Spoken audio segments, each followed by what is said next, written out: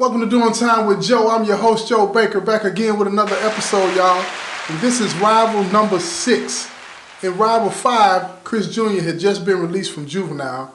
His father, Chris Sr., called him to see how he was doing, only to be disrespected by him, setting the stage for their eventual showdown. The story you are about to hear is true. The names, places, and affiliations have been changed to protect the privacy of the actual participants. This is their story. There's gotta be some way to stop this vicious cycle. Death to all my rivals, death to all my rivals. Success to my affiliates and all my idols. But death to all my rivals, death to all my rivals. There's gotta be some way to stop this vicious cycle. Death to all my rivals, death to all my rivals. Success to my affiliates and all my idols. But death to all my rivals, death to all my rivals. One of ours, we kill one of yours. It's a vicious cycle. Money and drugs up in the mix just keeps the interest heightened. It's on sight, so when I catch you, clash of the titans. If I can't shoot you, I'ma fight you, knuckle up and knife you. Cause in my hood, yo, it's all about survival. Watching my opposition through the crosshairs of a rifle. Dark light, it wasn't enough cracks to let the light through. Welcome to Doing Time with Joe, a show about the rivals. Dear Joe, it's official. My son hates me. All that's left now is the clash. My son is into everything. He's moving up fast in the ranks of the Vice Lords. I know it's only a matter of time before he finds his way into the system. Exactly 24 months after his release from juvenile, he's graduated to the big leagues. It was all over the news.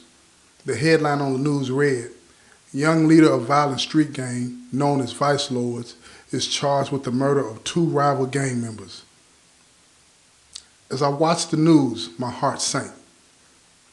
Looking at the picture of a mugshot of my son with a smile on his face, I started to cry. I knew that my son, the little boy that used to call me daddy, now called me his enemy, was headed this way. It took about a year for the trial to take place. At the trial, he testified that 2 gangster disciples were trying to rob him. So in self-defense, he shot and killed them, both in the back of the head. The state produced a witness, one of his Vice Lord brothers, who testified that he shot and killed them execution style because he wanted to send a message to the gangster disciples. The jury took less than 1 hour to find him guilty of 2 counts of first-degree murder and kidnapping. He was sentenced to 2 life sentences plus 50 years in prison.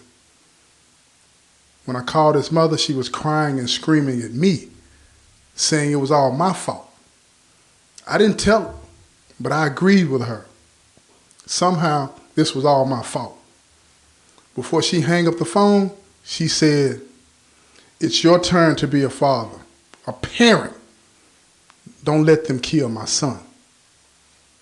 I had no response for her. I just hung up the phone because I knew that it was going to be either him or me that would die. Within a few days, I started receiving letters from brothers all over the state asking me what to do about this situation with little Chris. My response was the same. For any threat to the org, deal with it accordingly. The fact that he was my son couldn't matter. The brothers around me knew I was struggling. I couldn't eat or sleep. Every day, I wanted to hear the news that he had been shipped from the county jail to the prison. I was waiting for that. Finally, it happened. He was transferred to prison, the same prison I was in. The captain and the lieutenant, they called me to the office and told me that the Department of Corrections had decided to put him in the prison with me because they thought it would be safer for him and me. When the bus pulled up, I saw him get off, chained and shackled. My heart sank. Even though I knew that my son hated me and that if given the right circumstances, he might even kill me, it hurt me to see my only child in handcuffs. For a minute, I thought if I could just talk to him face to face, maybe he would listen. But deep down in my heart, I knew better. As he walked into the orientation building surrounded by officers, he turned to look behind him. I was about 50 feet away from him, but we locked eyes. When he recognized me, he spit on the ground. That's when I knew that I might have to kill my own son. Joe, you can't imagine how I felt. My brother saw the same thing. My chief of security tapped me on the shoulder and said, "Let's go, bro. We need to figure out our next move." My COS was a real killer. He was loyal to the business. And even though Chris was my son, he wouldn't hesitate to put a KOS on him. At the meeting, we discussed what we would do. Should we make a preemptive move or wait on him to make a move? Under any other circumstances, we would make the first move. So I stuck to the script. I said, we move first. But I wanted to try to talk to him first. He reluctantly agreed. I had 14 days to figure out my next move. It would take the administration that long to process him to put him out on the compound. The days flew by. I don't think I slept at all, really. He was to be released and put in Unit 5. I was in Unit 6. I sent a message to him telling him to meet me at the fence at 6 o'clock. He agreed. 6 o'clock came, and I was escorted to the fence. He was surrounded by about 20 brothers, all of them anxious for blood to spill. I was surrounded by just about the same number. The tension was in the air. When I got to the fence, we just stared at each other. I didn't want to speak first. I wanted him to look me in the eyes and see my heart. I wanted him to hear my heart saying, "I love you, son." I wanted him to feel me. I couldn't say what I wanted to say in front of my brothers because this was about life taken by a vice lord. So I couldn't say to him, "I love you." I needed him to look at me and feel what I was feeling in my heart. His first words were, "When do we do this?" I looked at him, shook my head and said, "Whenever you want to." Then I turned and walked away. As we walked back down to the unit, I started laughing. My COS asked me, what was I laughing about? I said he blinked. Before I got locked up, whenever little Chris wanted me to play with him or pick him up, he would blink his eyes real fast, all in excitement, like he was happy to see his daddy. You know what I'm saying? So when I told him we could do this whenever he wanted to, he looked at me and blinked. I knew then that I had a chance of reaching him, but I had to think fast. Because even if we reconciled some kind of way, the fam would still want his head for killing those two brothers. That was going to be a problem. How do I explain to the entire organization that my son, a vice lord, did not deserve to die because he had killed two brothers? Anybody else, including me, if I would have done that without the right permission, then off with my head. So of course it has to be off with his head. He's a vice lord. He's the opposition. He's the enemy. But something in me was telling me that I could reach him. Something in me was telling me that he had made all of these decisions, these bad decisions, because of me. Because he wanted to know if I loved him. Why wasn't I there for him? As a child, when he was a child, I tried to explain these things to him. He didn't understand. And that pain on top of pain on top of pain built a wall around his heart. And here we go with the vice lords.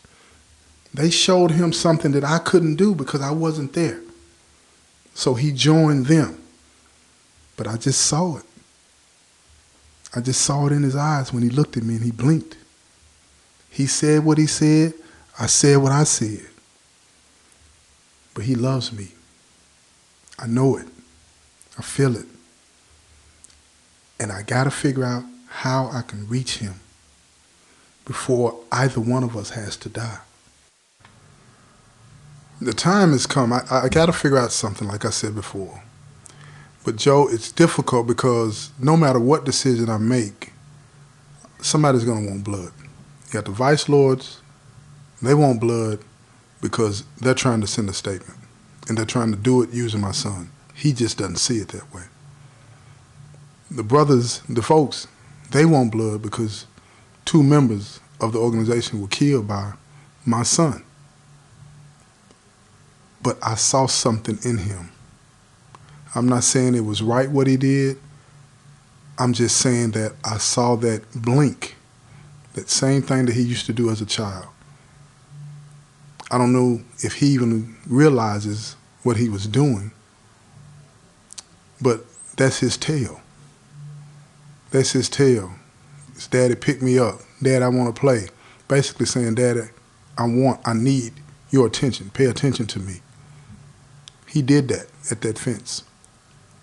Now, it's time for me to be a parent. I know this is unconventional. I know this is not what a parent is supposed to do, but I have to find a way in this lifestyle, in this madness that I live, that he lives, to find a way to save him. I know he hates me, and like I said, if you give him the opportunity, he might try to kill me. But we're going to see. So what I did, I convened a meeting of all of my heads, my chief of security, the secretary, the treasurer. I got all of them in the room, and I discussed it with them. These guys I trust with my life. So I told them the truth. I told them what I saw at the fence. I told them what I was trying to figure out, and this is the plan that I hatched. As crazy as it sounds. I told them that I wanted to figure out how to save my son's life. And the best solution that I could come up with is to make everybody understand that this is between me and my son, and that no matter what, I was going to do right by GD, no matter what. And if that required me to beat my son within an inch of his life, not kill him, but beat him within an inch of his life, so that he would have to be on protective custody for the duration of his sentence, then that's what I would do. At least he'd be alive. That was my plan. I know he's younger than me and he's stronger than me, but he doesn't have hands like me. At least I don't think so. I hope so. But at the end of the day, that was my plan. But how do I make something like this happen? How do I bring that about? Because I'm certain that the administration knows about our meeting, because they got informants. They got informants in both organizations. I know that. But like you used to tell me all the time, Joe, this is about chess, not checkers. So what I'm going to do is figure out my next move and make my next move my best move. And that's what I'm going to figure out. At the end of the day, this is what I came up with. I'm going to get the person that I believe that's the informant to make sure they tell the administration that I am going to fight my son one-on-one so that this doesn't become an all-out war. But I'm going to tell them the wrong time. And my brothers that I was in the room with, they're going to back me up on that. Because we don't know, we don't want them to come and stop it. Because if they stop it, it's going to drag on and it's going to turn into a full-out war. And I got some brothers in GD that want my son dead. They want him dead. And I know some brothers in Vice Lord that want me dead. So we got to figure out a way to stop this. So I got in touch with the head of the Vice Lords, and I got him to agree to this. So now me and my son are going to go head up, one-on-one. And it's going to get brutal. The day is here. We're at the sale. It's a big sale. Like, every cell is not the same size. The majority of them are, but it's always 2 cells in the unit that we live in that are big. There used to be offices, but they converted them to cells when they started double bunking. So this is the cell that we're going to use. It's a neutral cell. Before I go in, my family's going to pat me down, and then the vice lords are going to pat me down. And it's going to be the same with my son. They're going to pat him down, and then my brothers are going to pat him down to make sure that we don't have any weapons. This is imano imano, hand on hand. And he agreed to it. Foolish, though. He thinks it can take me. So we went into the room, and I tried to tell him that this is the best I could come up with. He looked at me like, what are you talking about? He doesn't understand what I'm saying, but he will.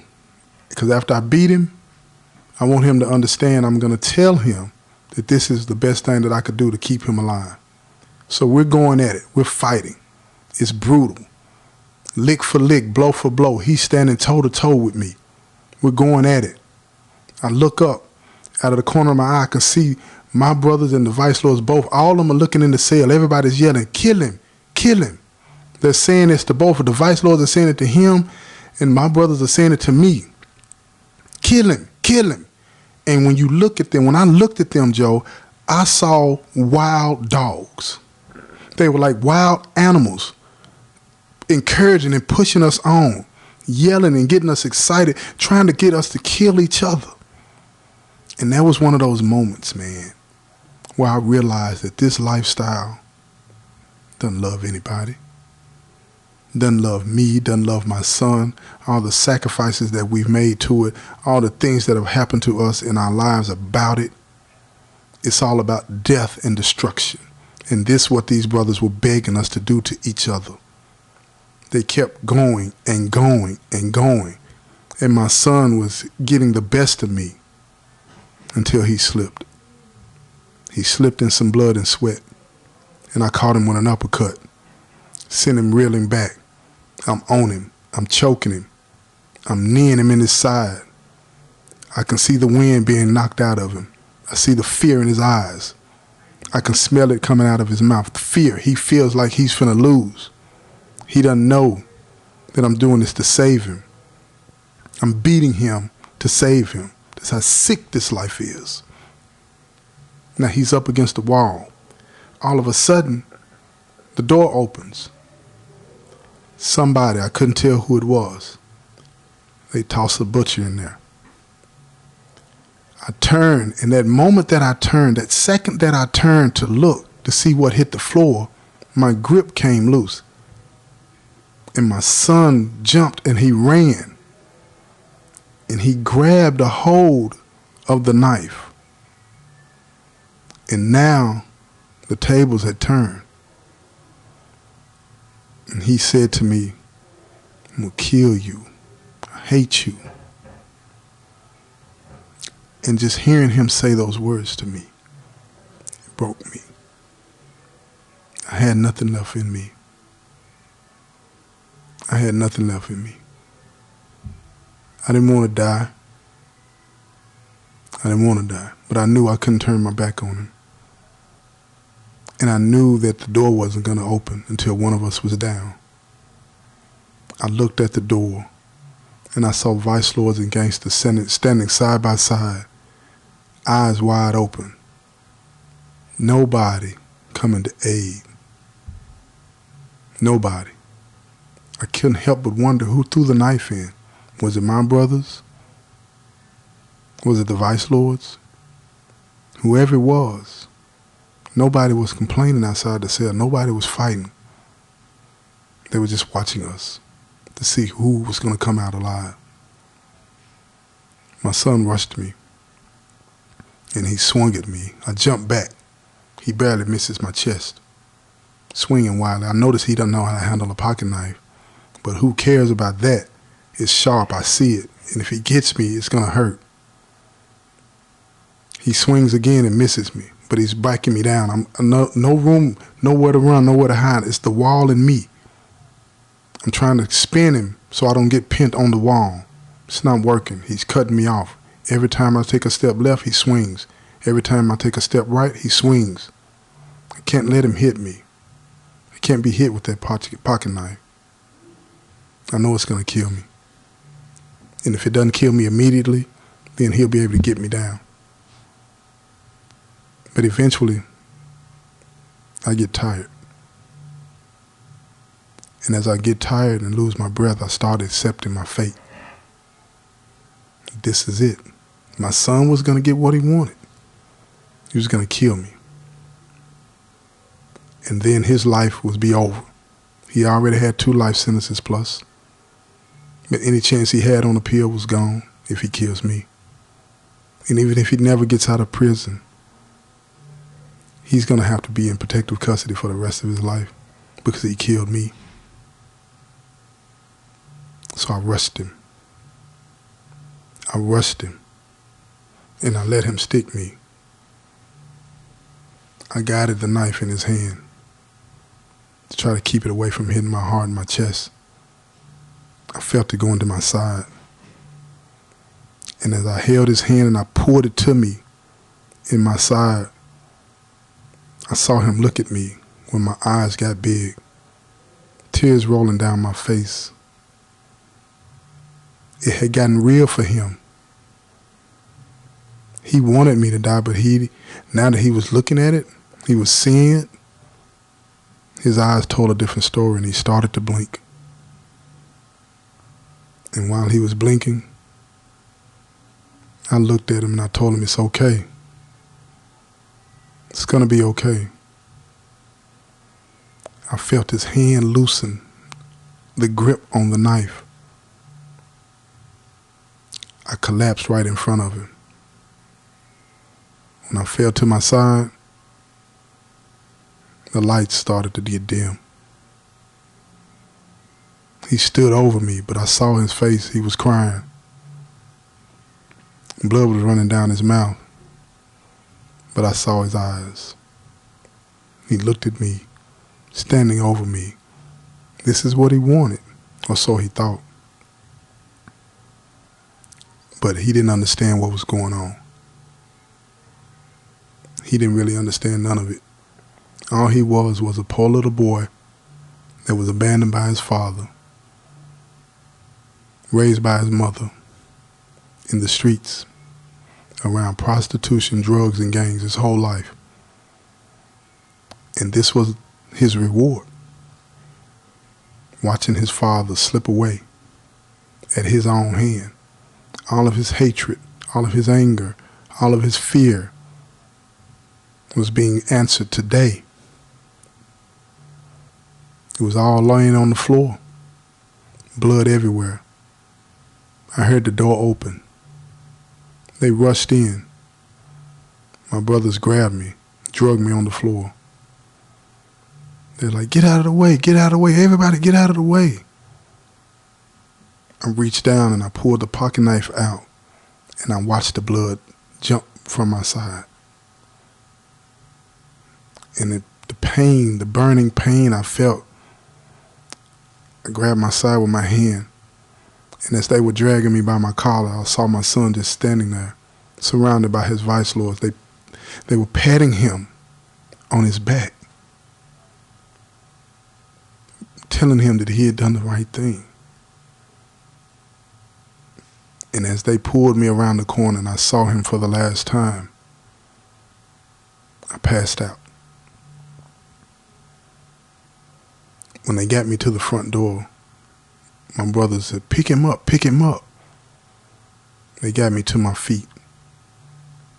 2 of them got up under me. They lifted me up and they were running towards the clinic. When I got to the clinic, I was out. I was out. All I was thinking about was my son. Would he be okay? I told my COS, I said, it's over now, man. It's over. No retaliation. That was the deal. No retaliation. He said, we got you, folks. We got you, folks. I said, no retaliation. Don't let them kill my son. And he looked me in my eyes and he gave me his word. On GD, bro. On GD. Nothing gonna happen to him. It's over now. As they put me on the gurney and wheeled me out, I didn't know if I would be back or not, but I knew that this was gonna be ugly. They got me to the hospital. I lost my kidney. I was in the hospital for a couple of weeks. When they brought me back to the prison, the warden said that my son had been put on protective custody and it wouldn't be any time soon that he'd be getting out. I looked at him and didn't respond. Because in some ways, even though he had no idea why all of this came about, I blamed him because he was part of the system. But at the end of the day, it was all my fault. It was all my fault. That's why I say to you, Joe, people talk about this lifestyle, and if they want it, they don't want it. This is not real. This lifestyle is phony. I got the scars to prove it. I got the scars to prove it. But on the bright side, my son wrote me and he apologized. I've never told anybody that. He's trying to get it right.